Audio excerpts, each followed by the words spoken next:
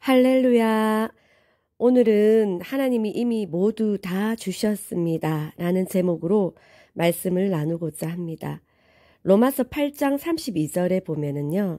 자기 아들을 아끼지 아니하시고 우리 모든 사람을 위하여 내주시니가 어찌 그 아들과 함께 모든 것을 주시지 아니하겠느냐 라고 말씀하십니다.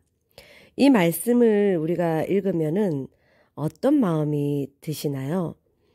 저는 이 말씀을 저도 예전에는 머리로만 생각을 했던 적이 많았습니다. 그런데 이제는 이 말씀이 확실히 마음으로 믿어집니다. 이 말씀에서 저는 중요한 두 가지 정도를 발견했는데요. 첫째는 하나님은 나를 위하여 예수님을 아끼지 않으시고 내주셨다면 나를 사랑하는 거는 제가 알고 있었는데 예수님만큼 사랑하신다는 말씀인가? 이렇게 한번 생각을 해봤습니다. 하나님께 이 나라는 존재가 그만큼 가치 있고 존귀하고 중요하다는 것인가 하는 그런 생각이 들더라고요. 그리고 로마서 5장 8절에도 이런 말씀이 있습니다. 우리가 아직 죄인 되었을 때에 그리스도께서 우리를 위하여 죽으심으로 하나님께서 우리에 대한 자기의 사랑을 확증하셨느니라 이렇게 말씀하십니다. 이 말씀에서처럼 내가 아직 죄인이지만 그리스도께서 나를 위하여 죽으심으로 하나님께서 그 나에 대한 자신의 그 사랑을 확증하셨다고 이렇게 되어 있잖아요. 그래서 너무나 놀라운 말씀이고 믿기 어려울 정도로 너무 기쁜 소식이잖아요.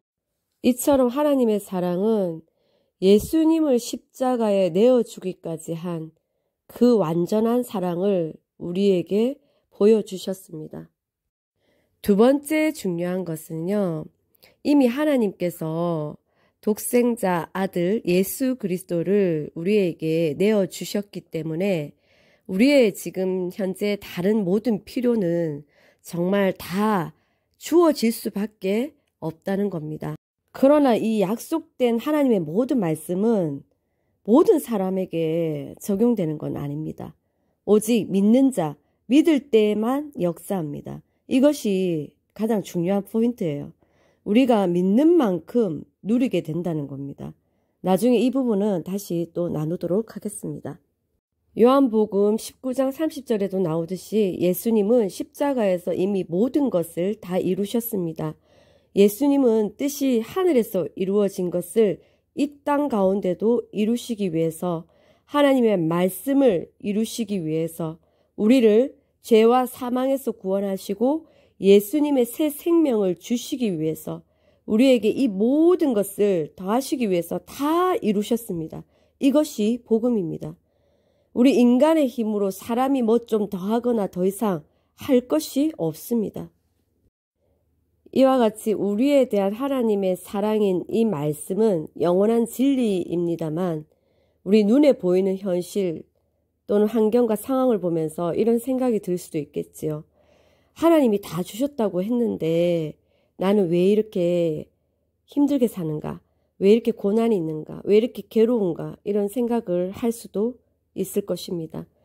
그러나 지금 이 순간 우리가 예수 그리스도 안에 있으면 새로운 피조물이기 때문에 하나님의 관점에 보면은 우리는 완전합니다.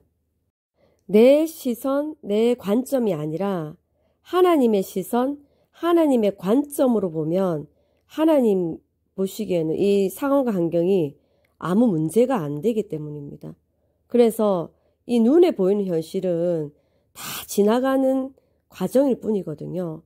언젠간 다 변하게 돼 있거든요. 하나님의 자녀는 하나님께서 끝까지 말씀으로 책임지시기 때문입니다. 오늘 이 말씀 로마서 8장 32절을 마음판에 깊이 새깁시다.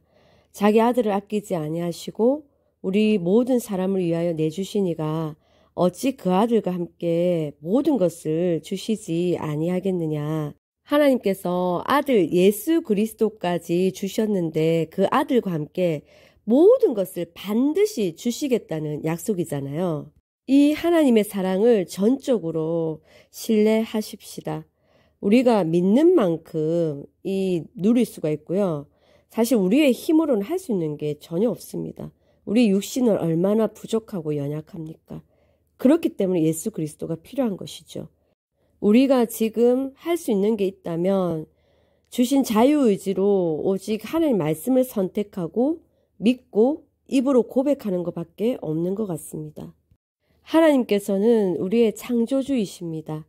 우리 사람은 하나님의 피조물입니다.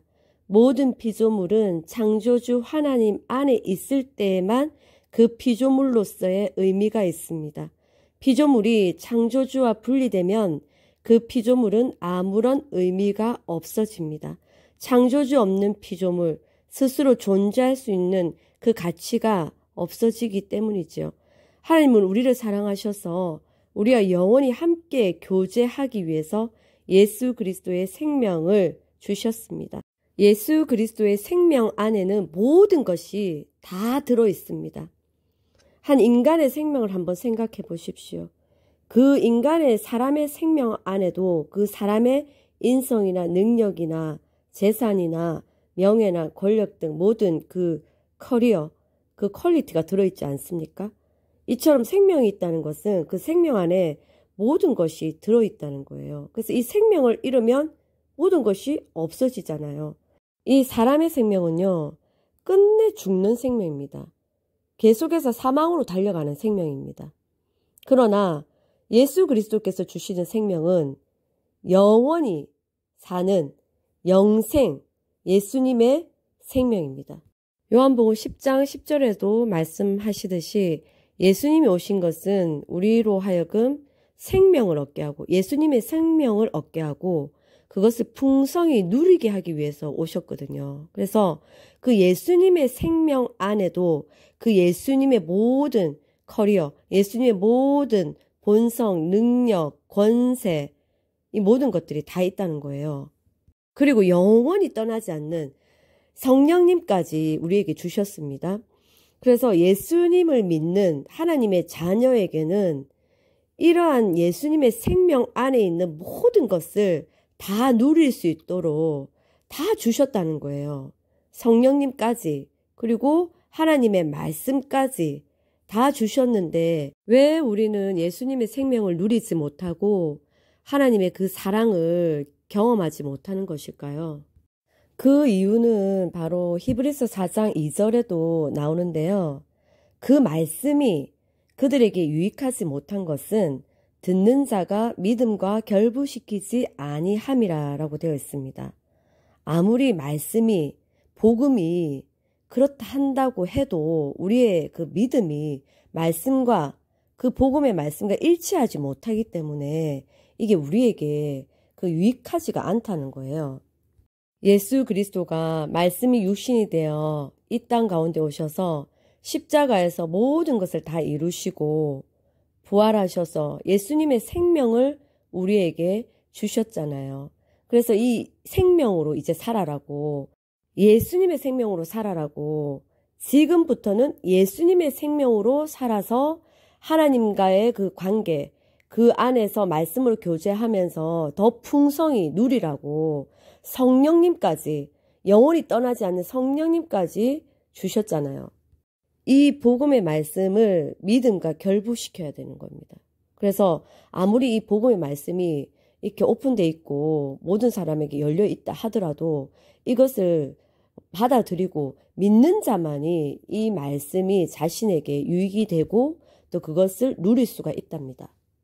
지난 주일 우리가 이제 하나님 은혜 가운데 부활주일을 잘 보내고 그 전에 이제 계속 사순절 기간과 이제 고난 주간이 있었잖아요. 그래서 이제 복음서를 참 많이 읽었습니다. 근데 이제 복음서를 우리가 읽어보면은 예수님께서 병 고치시는 장면이 많이 나오잖아요.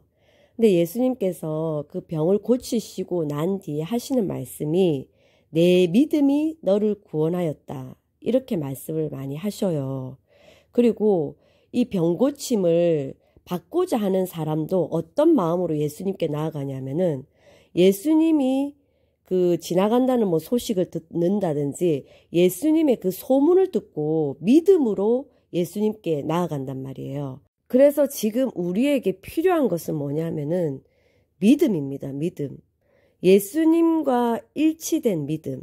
말씀과 일치된 믿음이 있어야 되는 거죠. 내 생각과 내 감정과 내 지식과 내 경험에 의지한 믿음이 아니라 말씀에 일치한 믿음, 예수님이라면 이렇게 하신다라는 믿음, 그 예수님의 믿음이 우리를 구원한다는 거예요. 그 믿음이 우리에게 있습니까? 이미 예수님께서 십자가에서 다 이루시면서 그 은혜와 믿음을 다 우리 영 안에 부어주셨습니다. 우리의 영혼 몸 중에서 영 안에 예수님의 모든 것을 다 부어주셨습니다. 이미 다 이루신 것이 영 안에 다 있습니다. 그래서 이제는 우리가 할 것이 뭐냐면은 단지 혼이 영을 자꾸 들여다보고 말씀 가운데서 하나님과 계속 교제하면서 이 혼을 새롭게 하는 것밖에 없습니다.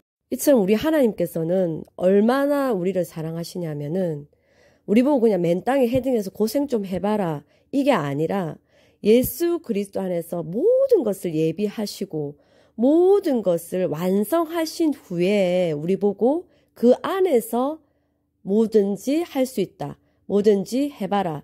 그리고 도전해라. 이렇게 하시는 거예요. 하나님께서는 이처럼 모든 것을 다 예수 그리스도 안에서 예비해 놓으셨기 때문에 우리는 이제 해야 될 것이 우리가 예수 그리스도 안에서 이제 어떤 존재로 다시 태어났는지, 그죠?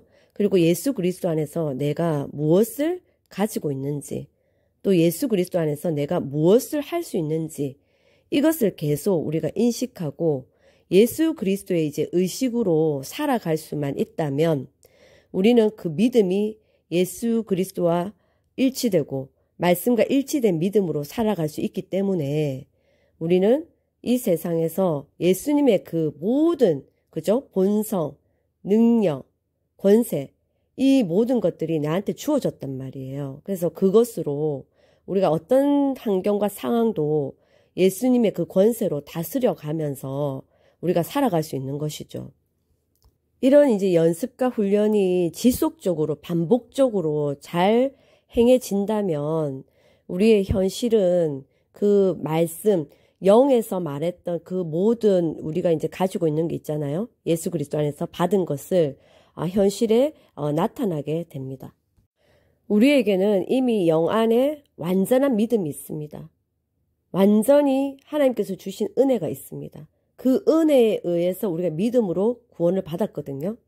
그 믿음이 있는데 이제는 우리가 혼이, 우리 자유의지가 그 내 영 안에 무엇이 있는지를 자꾸 들여다보는 겁니다. 말씀의 거울을 자꾸 비추는 것입니다. 그래서 내가 예수 그리스도의 안에서 어떤 존재인지 자꾸 우리가 이제 들여다봄으로써 우리의 혼이 새롭게 되고 이제 혼이 새롭게 됨으로써 이제 혼이 몸의 종로로 타는 것이 아니라 이제 몸을 통치하면서 이렇게 이제 살아갈 수 있는 것이죠. 그렇게 하다 보면 예수님이 다 주신 것이 이제 영 안에 있던 것이, 그죠? 이제 혼을 통과하고 몸으로써 현실에 이제 나타나게 되는 것이죠. 그 영에 있는 완전한 믿음이 혼에까지 풀어져 나오려면은 우리가 이제 혼이 협조를 해야 합니다.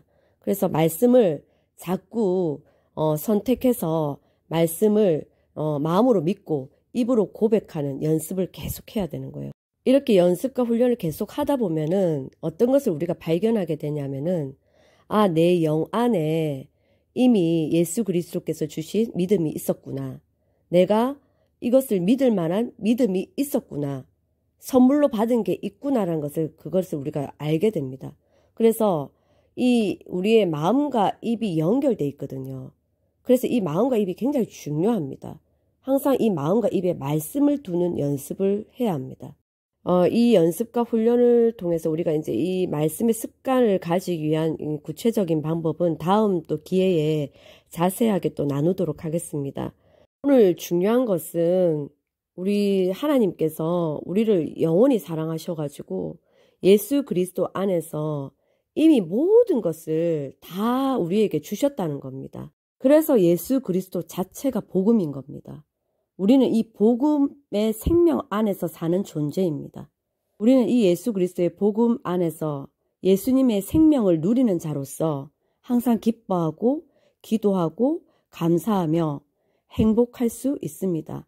이 예수님의 생명을 누리는 자가 되었다면 이제는 우리가 예수님을 전할 수가 있습니다. 이 세상만이 다인 줄 알고 자신의 생명으로만 살아가고 있는 사람들, 이 죽어가고 있는 영혼들에게 우리가 받은 그 예수님의 생명을 전하여 하나님이 가장 기뻐하시는 영혼 구원자로서의 사명을 잘 감당합시다. 할렐루야.